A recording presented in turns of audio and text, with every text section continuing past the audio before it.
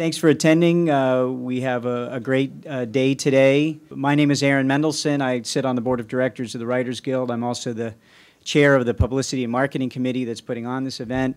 In the last 100 years, story distribution has been controlled by certain conglomerates who have controlled those pipes, and it's made it very, very difficult for a lot of people to get those stories through those pipes. But now with the internet, we have the capability to bring our stories to masses and masses and masses of people. And whether you just want to do it textually through, social networking and blogging, or actually make videos and then use the web and the tools that are there to distribute and market and monetize and connect with an audience, we've never had this capability, and now we do. The thing about the web that is so great is that it really is a fantastic avenue for discovery. People on all sides of the industry are crawling all over these websites looking for projects and looking to discover new talent and looking for the next big fantastic. And so, there's never really been anything quite like this before, where the barrier of entry was so low that anybody can make a web show for reasonably small amount of money. It's become more important to have some sort of beachhead on the internet that represents you. I mean, it's literally like you're sort of, I'm here in this room, but I'm also on the web. And if you're not on the web in some meaningful way, it's hard to know who that person is. As I was interviewing candidates for this last job, I Googled them. And the people who I couldn't Google and couldn't really find anything about them, I was less likely to hire them because it felt like, who are they? I recommend that everybody teach themselves the 3 or 4 basic things that you need to learn, which I won't get into now, so that you can have an idea, and 24 hours or 48 hours later, you can see it on the web. WordPress was basically a blog. A blog was, column down the middle, indexy type stuff on the sides. Scroll through it, page after page after page, your writing goes out.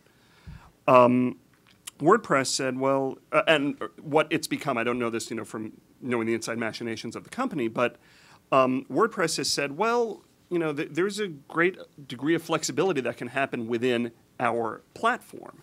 And you can use this as what is called in our trade a CMS, a content management system, so that you're no longer just about center column scrolling through where you just write stuff and maybe you embed a video or you put up a picture or something.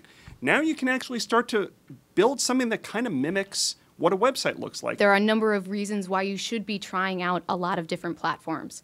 One is to make money. There are tons of different ways to monetize your content online. YouTube, for example, has a site called youtube.com/partners, which is our partner program, which if you already have some content on there, you can sign up for partnership and have ad revenue share immediately. I know in the panel before they talked about networking. I mean, you can build up this fan base that's completely your own, and you can communicate with them in a ton of different ways. There's 2 things I want to encourage everyone to do here, and this is to proactively tell Google what your site's about. There's a thing called sitemaps and webmaster tools, and those are 2 interrelated things. So in 1 second, a sitemap is an industry created protocols that Yahoo, MSN, and Google all agree to. Now the second part of this is webmaster tools. Now the tools and all the stuff you'll see when you sign in, it gives you like all this statistical data, like when people type in a query, what your page will show up in, that kind of stuff. It's useful to understand, and maybe we'll get your page wrong. So you could submit that and change your structure of the page to make sure that your page shows up in the right queries. So as far as getting found, tools like Twitter, Facebook, etc., are great research tools because you can investigate who are the people who are doing things already in that arena. What can I learn from them? How can I do things?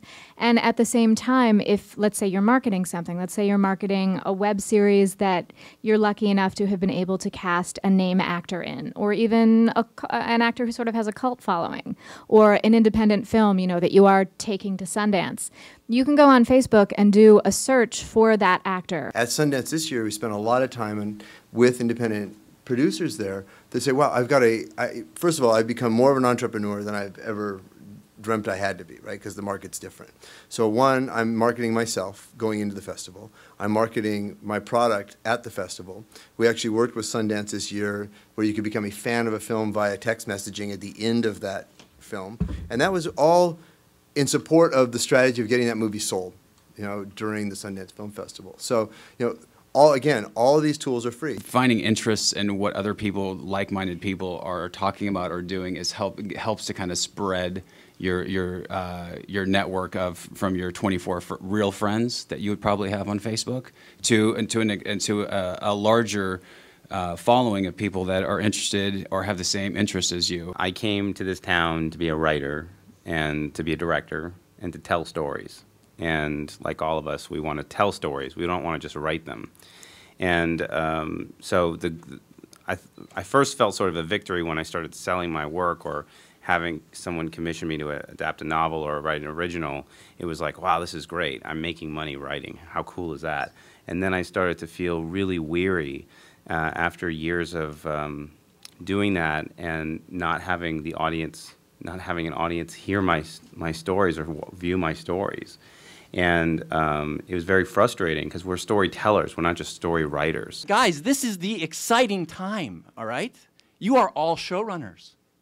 Right now, you are showrunners. You know, you got to come out of the writing and you got to move into the showrunner mode. And if you can't, you got to partner with people who can do that with you. It's really important, I think, to break out of the mode of thinking of making video for TV or for the movies. Break out of that thinking. You don't have to follow that 22-minute format anymore. Think a little bit outside of the box and make something that's going to be, in this case, dual. It functions dually, right? As a web series and as a feature. But if you can start thinking outside of those elements that have boxed you in, then you can open yourself up to some really creative ideas.